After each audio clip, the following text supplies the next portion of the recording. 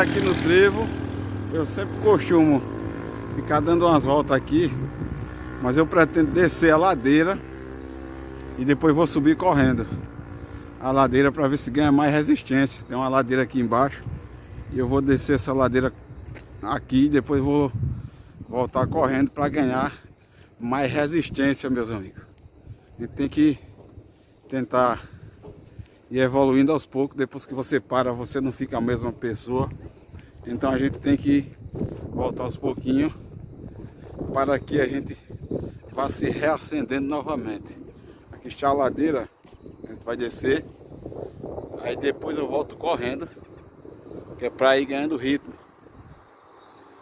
É isso aí, meus amigos e minhas amigas. Tamo junto e misturado, viu? Aquele abraço para vocês aí.